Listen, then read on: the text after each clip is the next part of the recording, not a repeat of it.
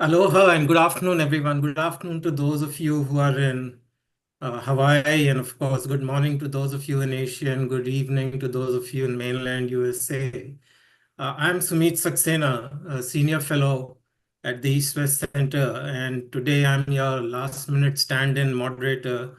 The original moderator had to pull out for some other reason, and I just got back at 3 a.m. this morning from an island hopper flight from Micronesia. So apologies in advance if I fumble through the introductions and so on. So it's my pleasure to first tell you about the research speaker series of which this is the East West Center Research Speaker Series is a recurring program to spotlight emerging developments across the region. We explore the environmental, demographic, political and economic processes that are reshaping the Asia-Pacific region in profound ways.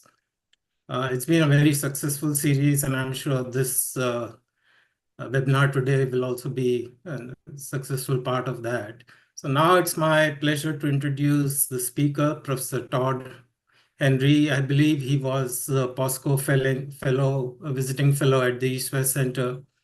He is currently an associate professor at the University of California at San Diego, a professor of history, I believe. Let me read out some of his key publications.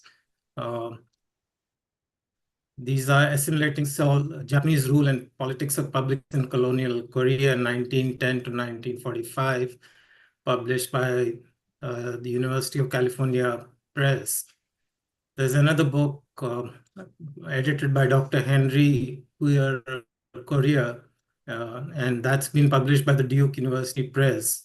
And finally, coming home, there is a University of Hawaii Press publication of his called The Prophets of Queerness, Media, Medicine, and Citizenship in Authoritarian South Korea. And of course, he has many other publications, I'm sure.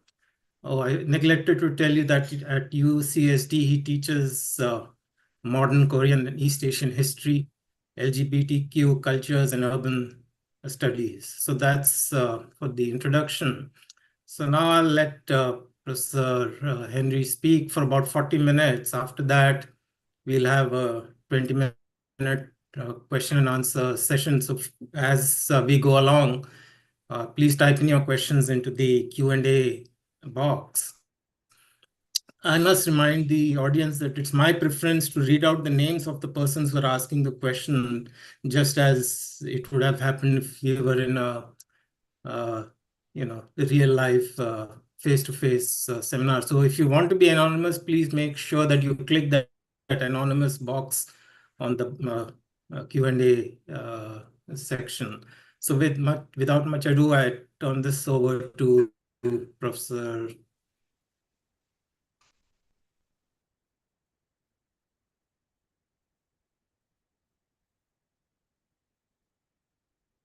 Thank you very much for the kind introduction. Sumit, are you able to see the slides okay now?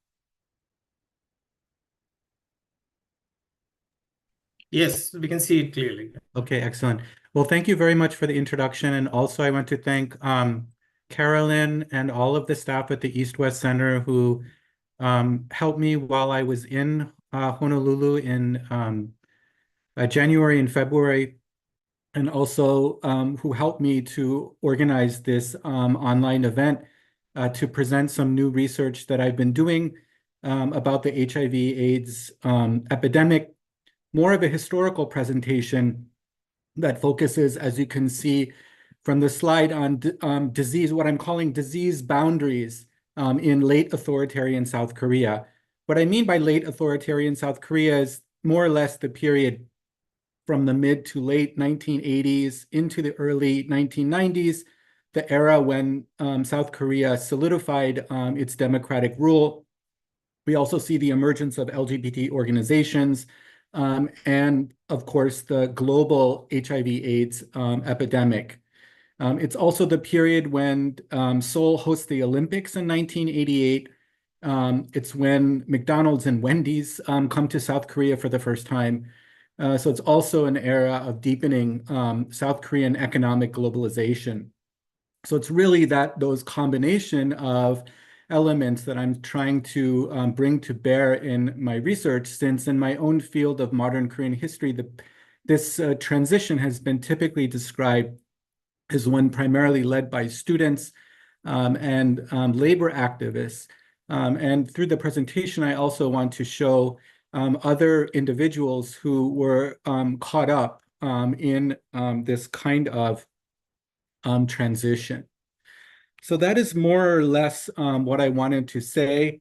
To introduce the paper, what I would like to try to think about with the idea of disease boundaries is to think about the geopolitical and socio-spatial ways in which HIV and AIDS comes to South Korea, and to look at how this particular disease was indigenized or became part and parcel of Korean society. It was often remarked that South Korea hadn't seen a crisis like this since the Korean War of the 1950s.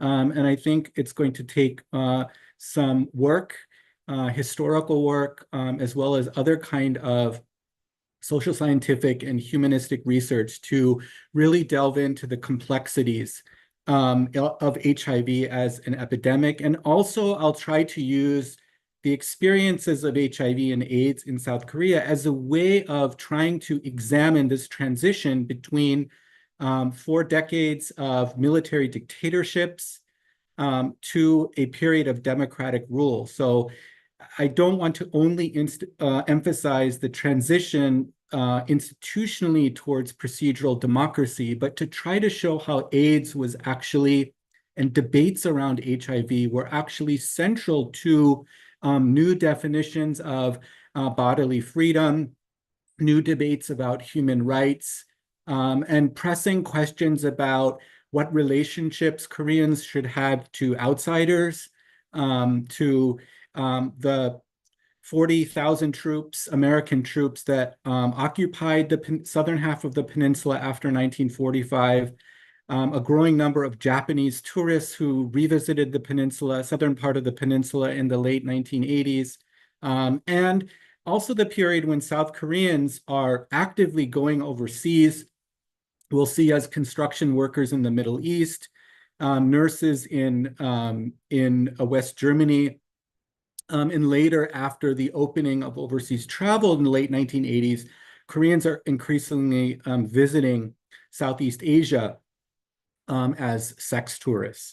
So I'm going to try to begin to capture these very complex dynamics.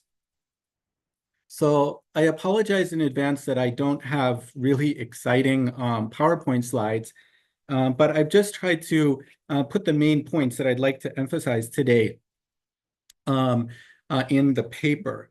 Fires across the river, this is actually a translation of a Korean term that was often used to describe the HIV epidemic when it first comes to South Korea in 1985. It's more or less imagined as an American disease. You can imagine, again, going back to the presence of American troops on Korean soil as one vector of the transmission. We will also see the outflux of Koreans across the Pacific Ocean to North America and to other parts of the world are also going to create a firm connection with the United States. So I'll try to show in this first section through some specific cases how HIV AIDS is first seen as a kind of overseas import. They actually frequently use this term werepum, which is like some kind of good that arrives from a ship, like a can of Spam that might have come through the US military or Coca-Cola. So it gives you a sense of the way South Koreans viewed this illness as largely a foreign and American illness. Part of the reason why this is the case was perhaps because the first HIV infection that was reported in South Korea in the summer of 1985 involved a white American professor. He was simply referred to as Professor E in the mass media. He had lived off and on in Korea since the Korean War. And in his visits to the United States, particularly San Francisco, during the late 1970s and early 1980s, it was found out that he had contracted HIV and visited a major South Korean hospital to receive treatment before he was sent back home to the United States, and he died shortly after returning to Los Angeles. I mention this case in particular because we also see the close imagination of HIV/AIDS, which of course in the United States had affected a variety of populations, gay men, of course, accounting for about 70% of the infection. So South Koreans imagined through this case that what South Korea was going to experience in the future was probably going to be like an American-style HIV infection spread primarily by gay people. Now, I should mention that gay people had only infrequently appeared in the mass media up until this time, primarily as objects of derision and entertainment. This is really the first time in a way that the South Korean government takes this population seriously and begins to conduct ethnographic studies, produce some kind of statistical information. In many ways, this subpopulation of people remain very much hidden and under the radar. So what happens in the wake of Professor E's infection is a new kind of public health focus on gay men, both Americans who might be serving in the US military or visiting South Korea in some kind of other capacity. And because knowledge and information about various kinds of people we would call queer today remain rather undistinguished. The difference between what we would today call gay men or homosexual men was often not separated from discussions of what I like to call gender non-conforming women, with this kind of marker in between. And I use this marker because the people that today we would call transgender in South Korea during the 1980s did not have access to gender-affirming care that included hormonal treatments as well as plastic surgery. So they often resorted to castrations and used black market hormones in order to self-feminize themselves. So they were very much caught in between their legal and medical status as male, but their self-identification as women. In fact, they emerged as a kind of whole separate category of entertainers. They called themselves dodok, a Korean term, which is quite interesting. It's this onomatopoeia that's used to describe putting on a thick layer of makeup over your face to cover your facial hair, and therefore to try to pass as women, or perhaps even outperform women.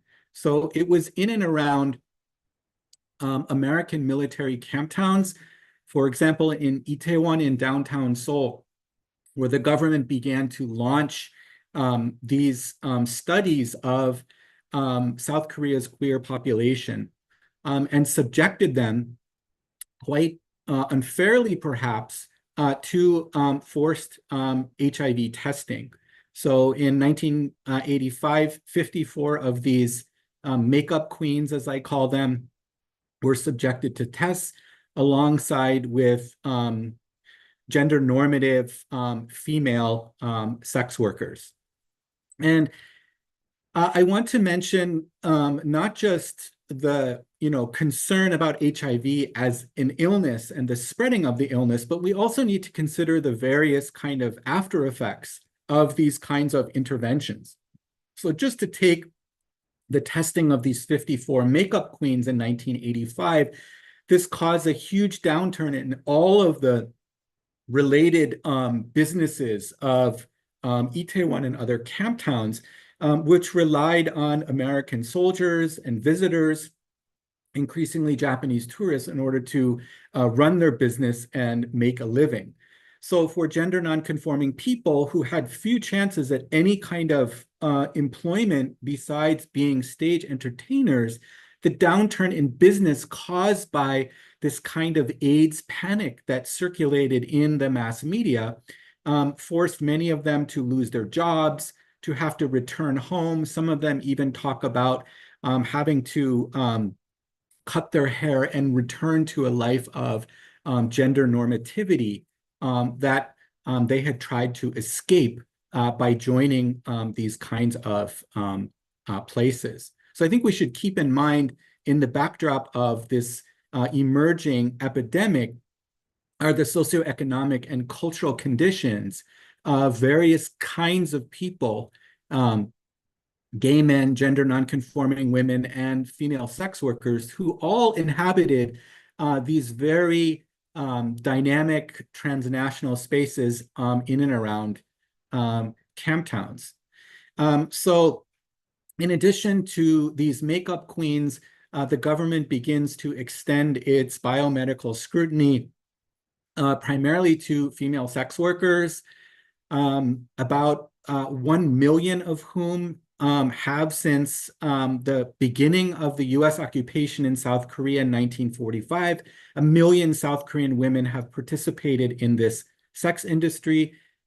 Many scholars have talked about the important role that they played as these kind of personal ambassadors, mediating American and South Korean political concerns through their bodies. So it's really female sex workers and their American clients that become the primary targets of biomedical and popular scrutiny.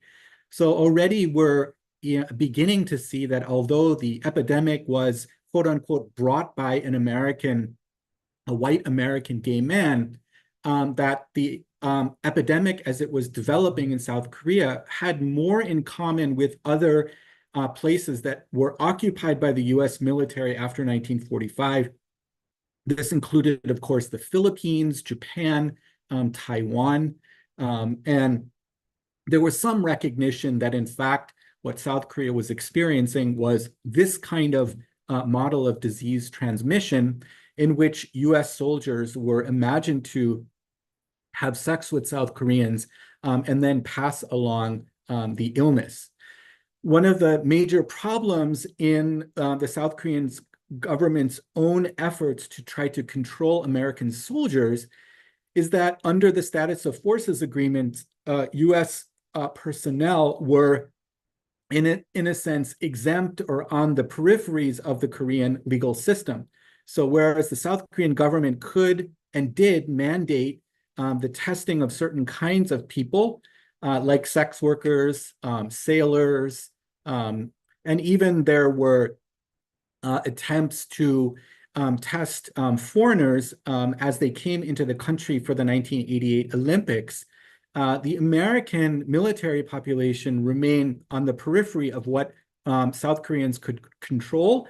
The South Korean government, through its sort of bureaucratic channels, received information occasionally from the US military about infections, but often this information was not made public, and there were a lot of debates and even anger at the fact that Americans had this kind of, or American military personnel had this kind of extraterritorial status that would greatly interfere with South Korea's attempts to control the virus, and would also later spark a number of protests that used this conundrum of US-South Korean relations and the growing AIDS panic in order to try to expel the US military from South Korea altogether.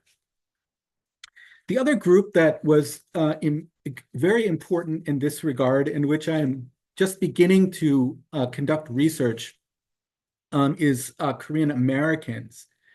So the AIDS panic that I've begun to talk about vis-a-vis the first case of the white American gay man, the American military presence, and the testing of sex workers, The connection to the US also involved this rather large population of ethnic Korean folks who migrated across the Pacific, first to Hawaii at the beginning of the 20th century, really the first wave of migration, and then later after 1965, after changes in American immigration laws, a huge population of Koreans relocate overseas to places like New York City, Los Angeles, as well as to other locations in North, Central, and South America. Of course, the US is the most important,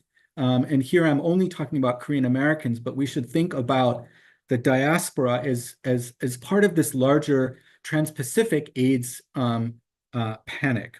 So just to give you a sense of the numbers of Koreans who resettled in the United States, there were about 355,000 ethnic Koreans in the US by 1980, the beginning of the HIV/AIDS epidemic.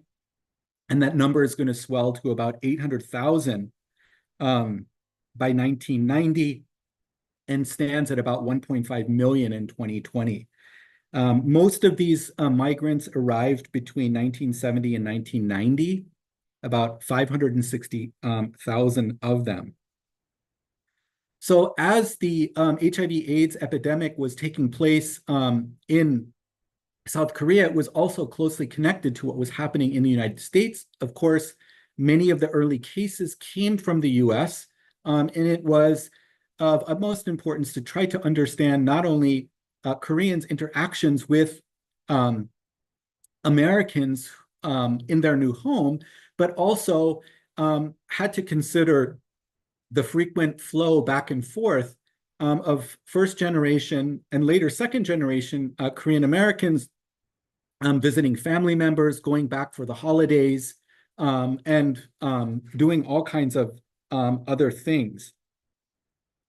So one of the quite interesting aspects about this part of my project is to think about different kinds of notions of gender and sexuality that was shared on the one hand by the first generation of migrants who came after 1965, and then their offspring, the second generation, and the kind of conflict that occurs between these two particular groups. It was often remarked that, and this was a kind of view that had already been well established in South Korea, a sort of mythical view that South Korea didn't have really its own gay population, and that homosexuality was brought to Korea, again, through the US military.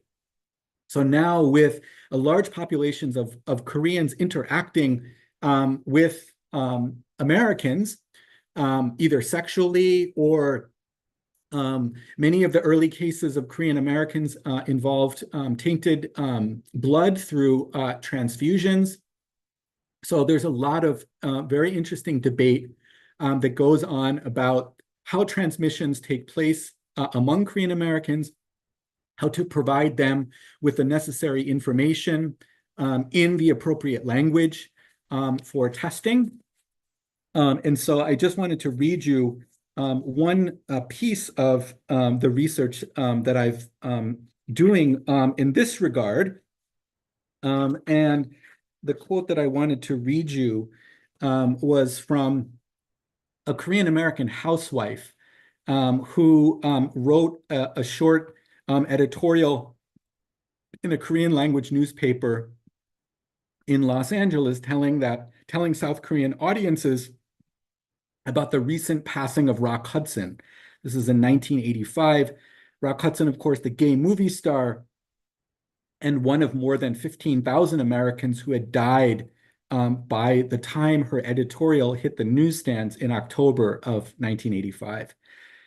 Denouncing her neighbors, that is, Americans and other Latino migrants, as well as African Americans, as promiscuous, she expressed grave concerns that HIV would soon overtake her homeland of South Korea.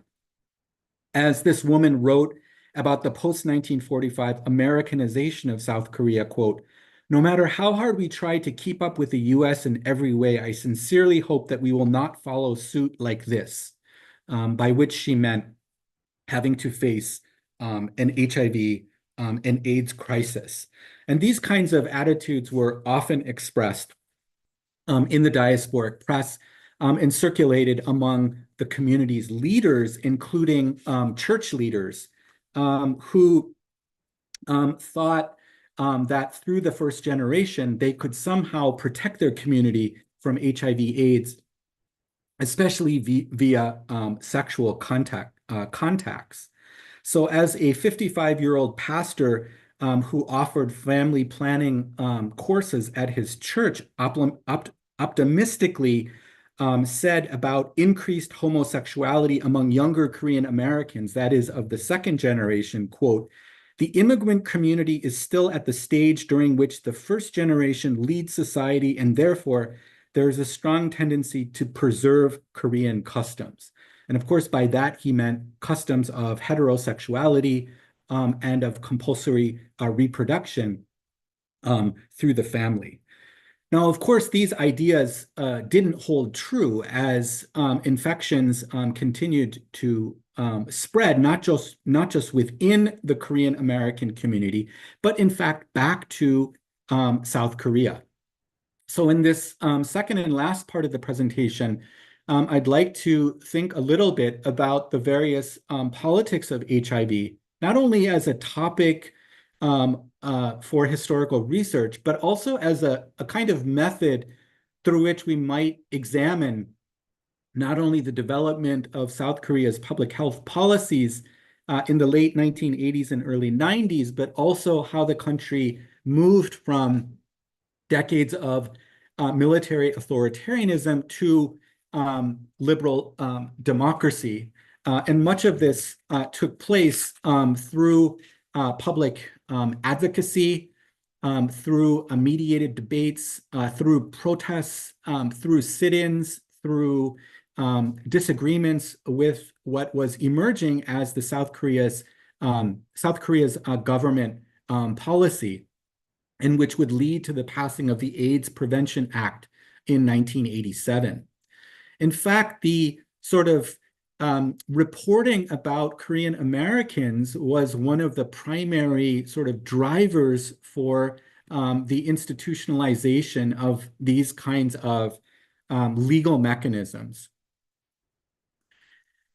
In addition to Korean Americans, we should also remember and think about South Korea's deep transnational economic connections with the rest of the world. So it was not only the US-South Korean military alliance and the stationing of American troops on South Korean soil that affected the way the HIV/AIDS pandemic took place, but it was also mediated through Korean construction workers who many of whom moved to the Middle East after the oil crisis of the mid-1970s, and took up jobs in various kinds of construction and other kinds of firms in the Middle East, particularly in Saudi Arabia, as well as parts of West Africa.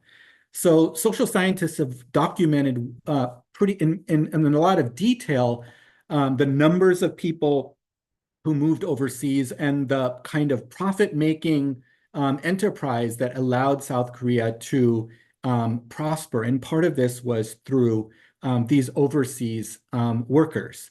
So some of the first cases of Korean infections involved these kinds of construction workers, like the case of Mr. Pak, who was reported in 1985 as South Korea's first quote-unquote domestic case of the virus. In fact, the word domestic, the Koreans used negogin, was simply to denote their nationality, but in fact, it was quite clear based on epidemiological studies that Mr. Park had contracted HIV through a blood transfusion after an accident in Saudi Arabia.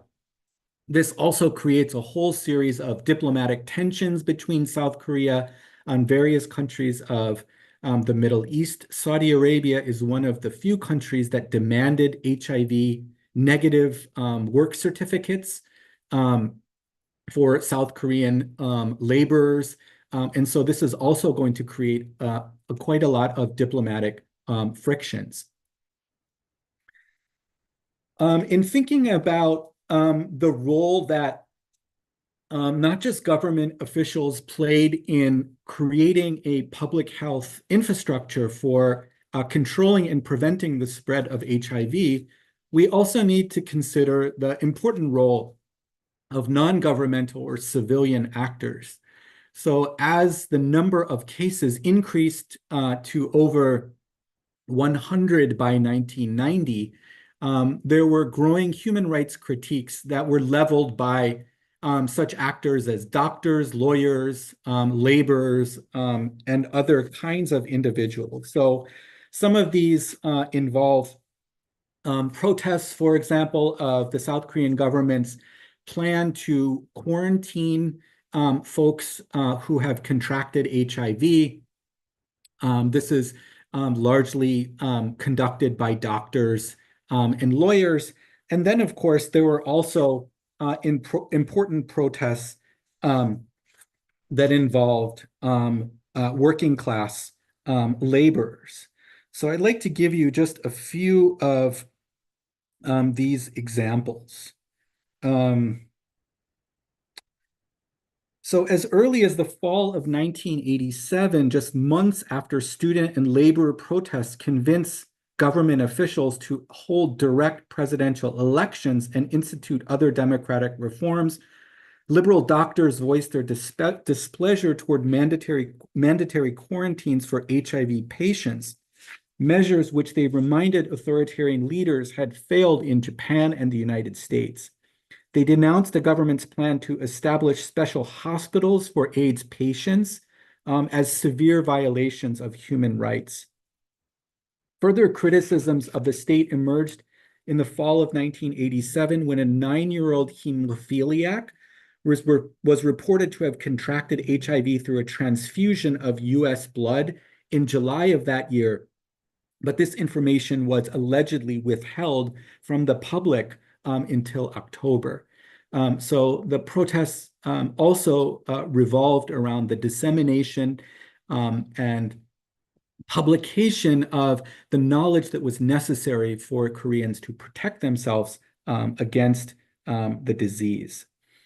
In addition to medical doctors, progressive lawyers also voiced opposition to the impending passage of the AIDS Prevention Act, criticizing the government for its heavy-handed approach to disease prevention. In late October of 1987, for example, the South Korean Bar Association noted the glaring contradiction it saw between a relatively small number of infections in South Korea and discriminatory practices directed at infected patients. They reminded the public that few countries in the world had sought to erect such harsh measures as the AIDS Prevention Act. And they continued to petition politicians and bureaucrats to modify these regulations.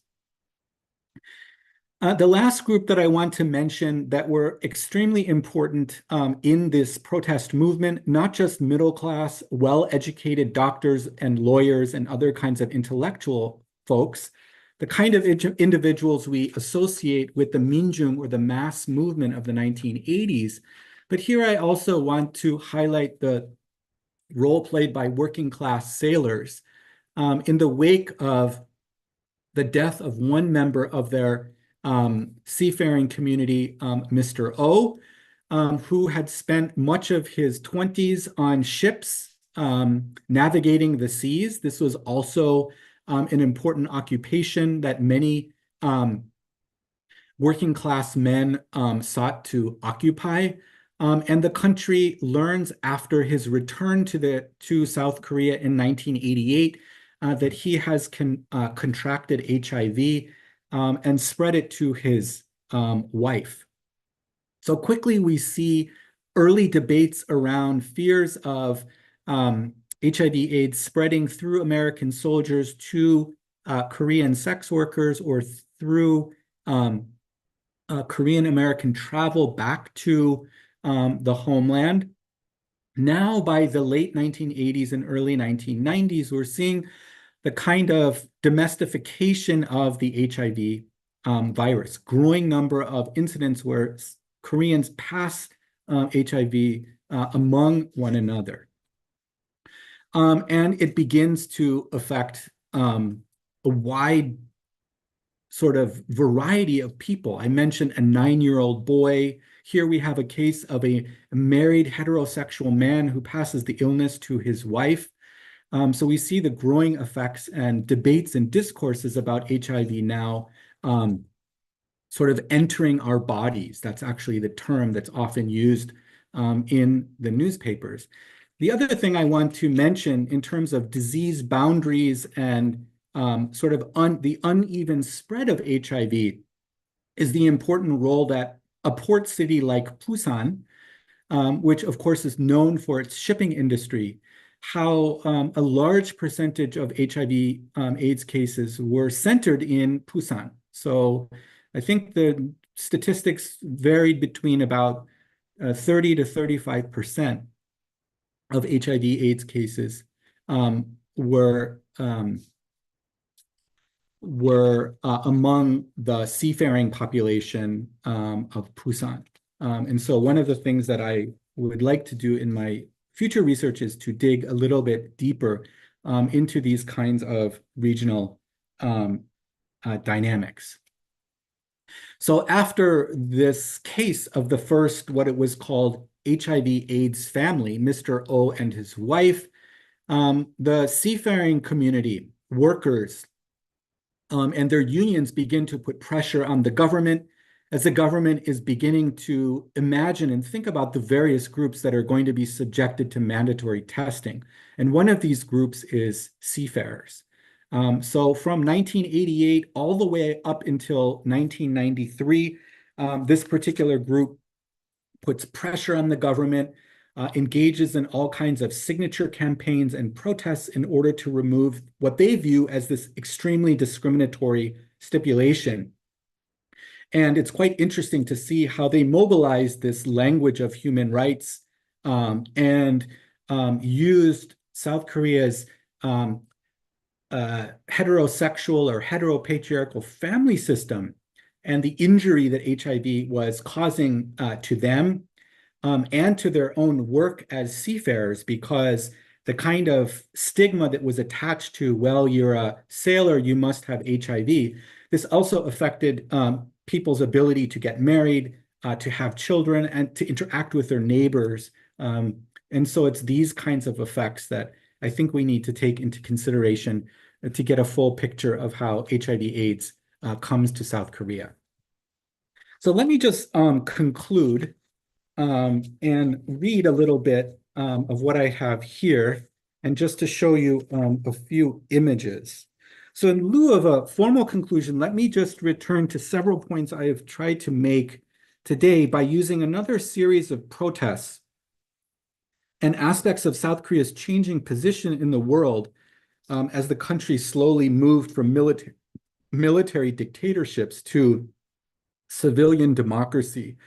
One point I have stressed is how the country's Cold War relationship with the US, including the stationing of American troops after 1945 and the trans-Pacific migration of co-ethnics after 1965, inflected the AIDS panic and its shifting disease boundaries.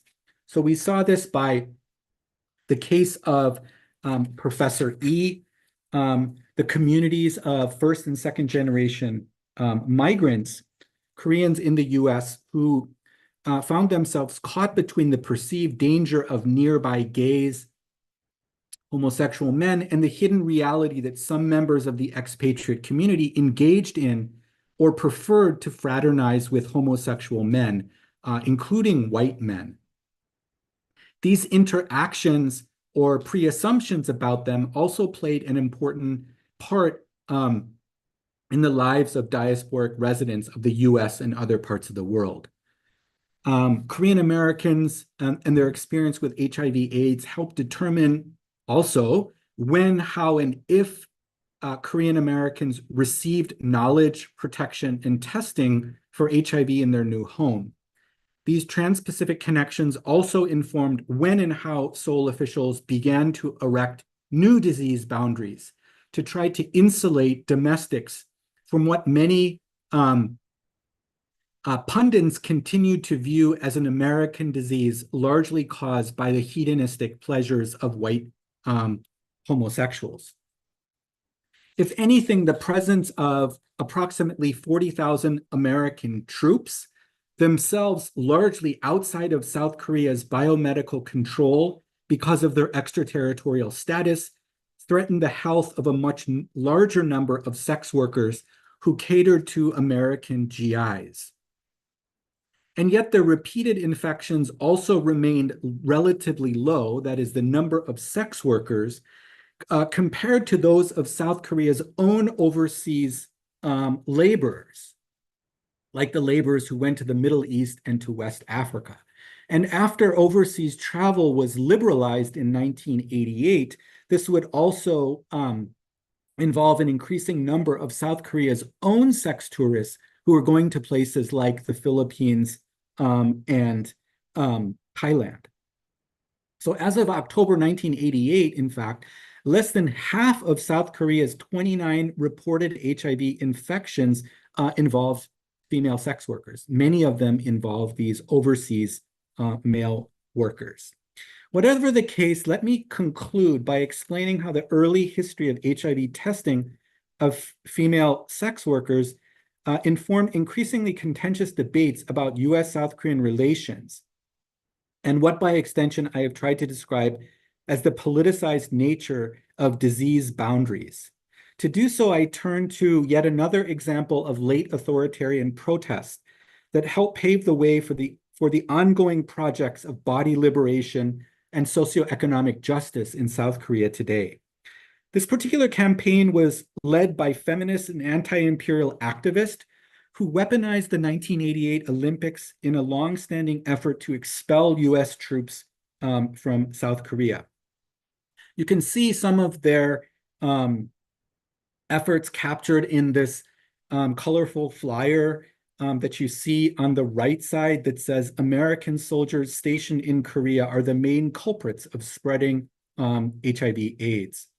These protests reached their crescendo in mid to late 1988 as tens of thousands, if not hundreds of thousands of foreign visitors breached South Korea's disease barriers to view the Summer Games in 1988.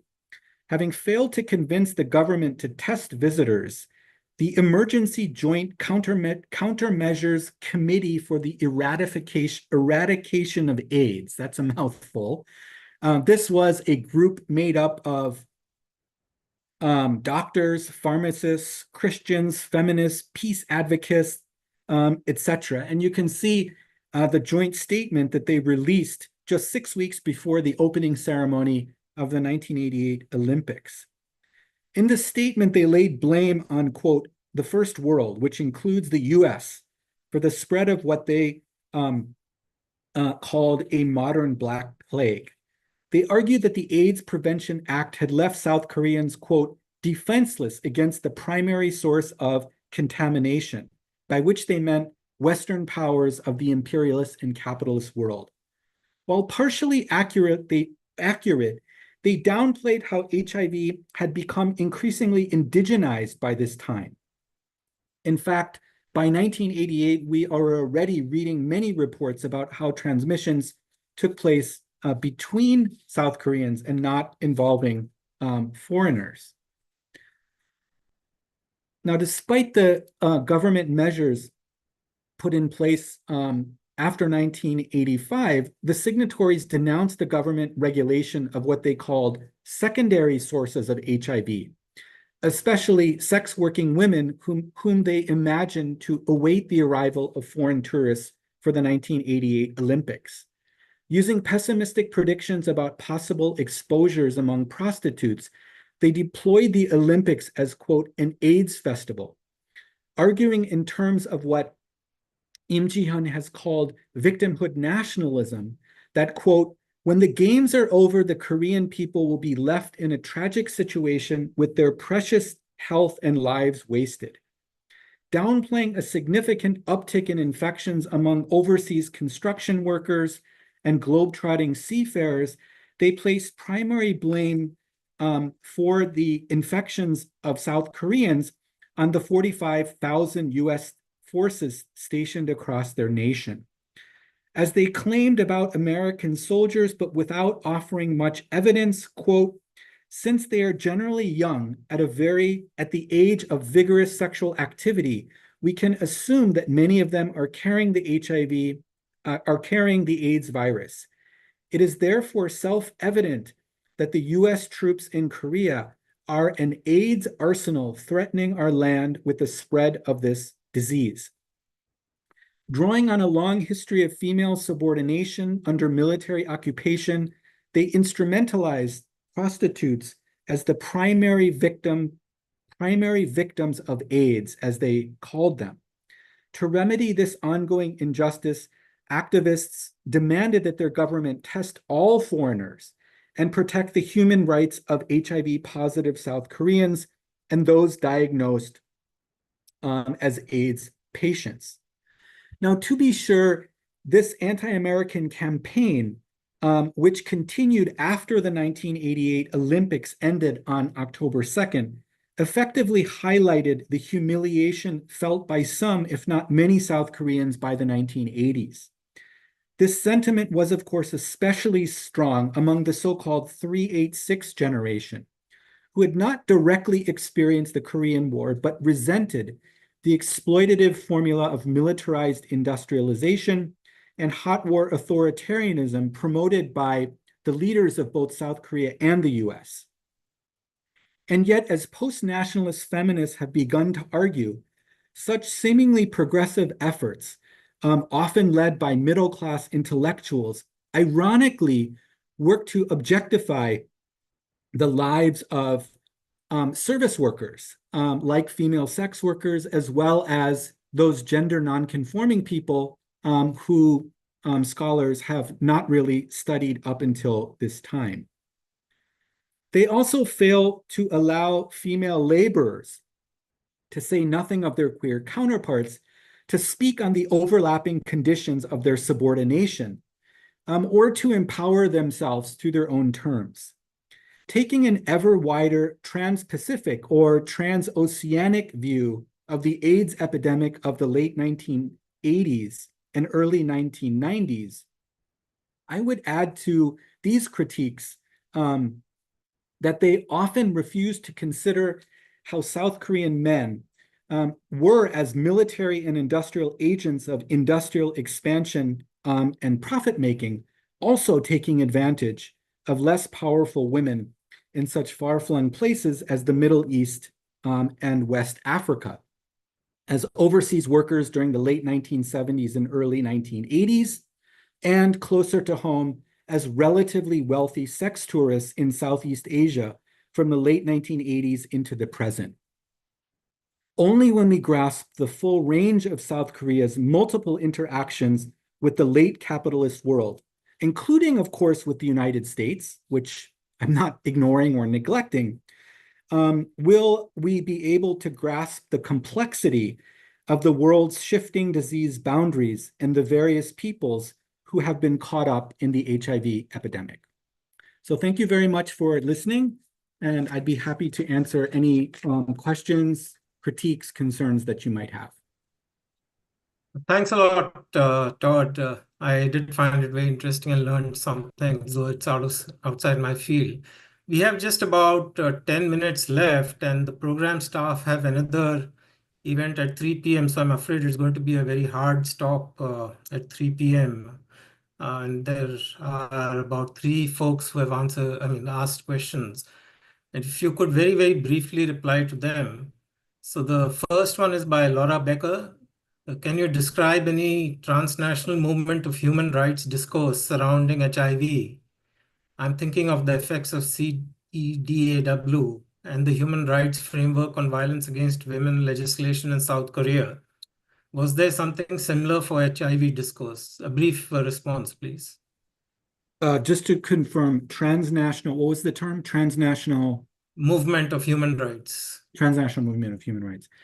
Yes, this, of course, begins in the 1980s, and we have some very interesting scholarship, for example, about the connections of Korean church organizations, for example, left-leaning church organizations that were tied, for example, to Minjung theology, the theology, liberation theology that was coming in through Latin America. So the transnational connections, there's a wonderful new book, author's last name is Huang, about how to consider what has tended to be seen as a kind of domestic movement that overthrew authoritarianism and brought democracy to Korea, was actually a transnational movement. And I think in the last example, you're beginning to see a kind of transnational feminist movement that is also involved. So let me just read you like the list of groups that were involved in that protest that I mentioned at the very end in the document I showed on the screen. I'll read you the organizations, and I think it gives you a good sense of the kind of interactions that they had. So the signatories were the Council of Pharmacists for the Realization of a Healthy Society, the Christian Youth Association of Medical Workers, the Women's Hotline. This is a hotline that was established to provide consultations and support for women who had experienced sexual violence. National Union of Pharmaceutical College Students, Korean Church Women United, Church Medical Council for the Urban Poor, Seoul Area Council of Women Student Representatives, Yonsei Democratic Dentists Association, the Peace Institute, Korean Association of Women Theologians.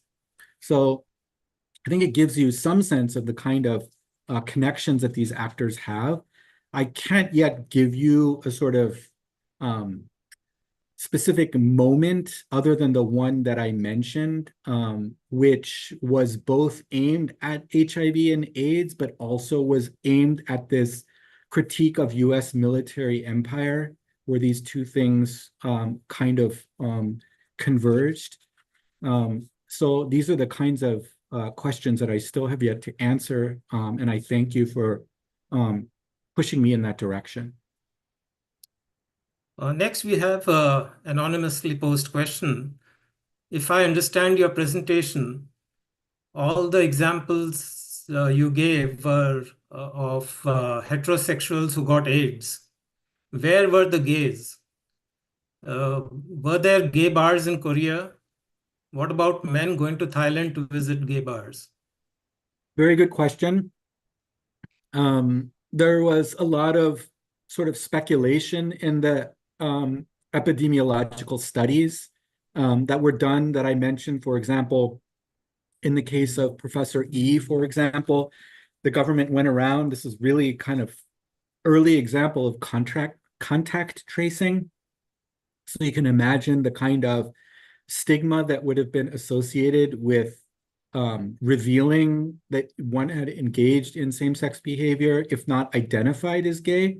Certainly there were gay bars that South Koreans frequented, theaters where they congregated. This was very much a kind of underrepresented or unseen population, probably until the 1990s. So there is, in 1993, a very important autobiography that is published by a South Korean gay man who tells the world about how he contracted HIV/AIDS.